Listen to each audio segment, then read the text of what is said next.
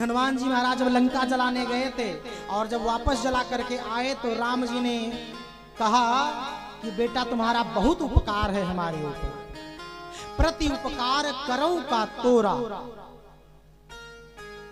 बहुत प्रशंसा करते हैं तो हनुमान जी अपने ऊपर नहीं लेते हैं, कहते हैं शाखा ते शाखा पर जाई, नाग सिंधु हाटक पुरजारा। वो कहते हैं कि हमारी इसमें कोई बड़ाई नहीं है, तो बोले कि सब आपके प्रभाव का फल है जो मैं इतना कर पाया। हनुमान जी ने उलट पलट कर लंका को जला दिया। जब लंका में गए तो लंका में क्या हुआ पता है? वहां पर हनुमान जी जब फल खाने लगे तो हनुमान जी को पकड़ लिया, और जब पकड़ लिया तो रावण के सामने ले गए। और जब रावण के सामने ले गए तो हनुमान जी से पूछने लगे कौन हो तुम? तो हनुमान जी ने बोला मैं रामदूत हूं। आप सभी लोग जानते हैं कथा। और जब हनुमान जी ने ऐसा बताया कि हम राम जी के दूत हैं, तो रावण ने कहा तुमने हमारी अशोक वाटिका क्यों उजाड़ दी? तुम दंड देने लायक हो। तो हनुमान जी ने सोचा कि हमारे शरीर का कोई अंग प्रत्यंगे विक्षिप्त करें, उससे बेहतर है। उन्होंने क्या किया, अपनी पूंछ से ही खेलने लगे। अच्छा ये पूंछ क्या है? पूंछ भी बड़ी खतरनाक होती है। हाँ, लोग कहते हैं ना कि आपकी तो बहुत पूंछ है समाज में। जिनकी पूंछ होती ना, उनकी बहुत लंबी पूंछ होती है। हाँ, कोई कोई कहते हैं ना कि भाई समाज में आपकी बड़ी पूंछ है।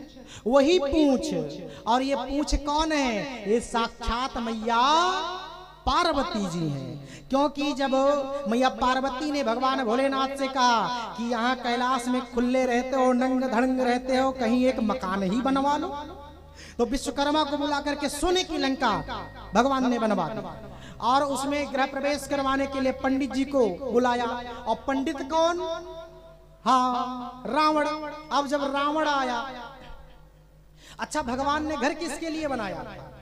पार्वती मैया के लिए। और जब रावण गृह प्रवेश करवाया तो रावण से भगवान बोले हाँ पंडित जी, ब्राह्मण देवता दक्षिणा मांग लीजिए। तो रावण ने वही घर दक्षिणा के रूप में मांग लिया, और साथ में मैया पार्वती को भी मांगना चाहा। हाँ, क्योंकि वो जानता था रावण बहुत बड़ा विद्वान, बहुत बड़ा विद्वान। वो समझता था कि मैया पार्वती ने बनवाया है, अगर मैया पार्वती को हम नहीं मांगेंगे तो मैया पार्वती का श्राप लग जाएगा। इसलिए मैया पार्वती को भी मांगने लगा। भोले बाबा ने कहा वाह भैया, और भोले बाबा ने कह भी दिया कि ले जाओ पार्वती को। पार्वती मैया ने कहा बड़े गजब हो, एक तो दक्षिणा दे रहे हो, दक्षिणा के रूप में अपना घर दे दिए, उसके बाद में अपनी पत्नी का भी दान करने पे तुले हो, कैसे पति हो? तब भोले बाबा ने कहा कि नहीं नहीं, हम अपनी पत्नी को नहीं दान कर सकते। और वही जब भगवान भूत भावन भोलेनाथ भगवान हनुमान जी महाराज जी का रूप रख करके आए, तो पूंछ के रूप में मैया पार्वती जी बन करके आई। और उन्होंने उसी समय ठान लिया था कि तूने मेरा घर उजाड़ा है, मैं भी जला जला कर तेरा घर उजाड़ूंगी। और जब पूंछ से खेलने लगे हनुमान जी महाराज, तो जब पूंछ से खेलने लगे तो रावण ने देखा तो बोलने लगा कि लगता है पूंछ पर बड़ी ममता है इसको, इसकी पूंछ में आग लगा दो। तो रावण के जितने भी सहयोगी गण थे वो सब पूंछ में आग लगाने की व्यवस्था करने लगे। सबके घर से कपड़ा मांगा गया, सबके घर से तेल मांगा गया, और लपेटा जाने लगा।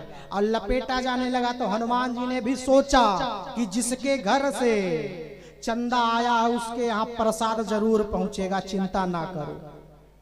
और जिसके जिसके घर से कपड़ा का चंदा आया, तेल का चंदा आया, हनुमान जी महाराज ने कूद कूद के उसके घर आग का प्रसाद पहुंचा दिया। और पूरी लंका धू धू करके जलने लगी। एक विभीषण कर गृह नहीं। उनके यहाँ से कोई चंदा नहीं आया था, इसलिए उनका घर छोड़ दिया। तो मैं निवेदन कर रहा था कि अहंकार बहुत खतरनाक होता है। हनुमान जी महाराज इतना कार्य करके आए तो राम जी ने कहा चलो मैं मानता हूं कि इधर से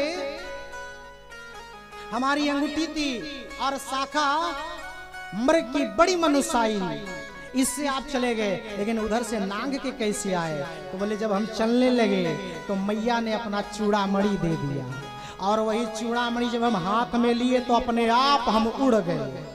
एक तो चूड़ामणि का सहारा, फिर आपके नाम की हुंकार, और जैसे ही मैंने बोला जय श्री राम, वैसे ही आकाश में मैं उड़ पड़ा और नाग के इस तरफ कब आ गया मुझे पता ही नहीं चला। इस तरह से श्री हनुमान जी महाराज अपनी बड़ाई नहीं चाहते, वो राम जी को बोलते हैं सब आपकी बड़ाई है।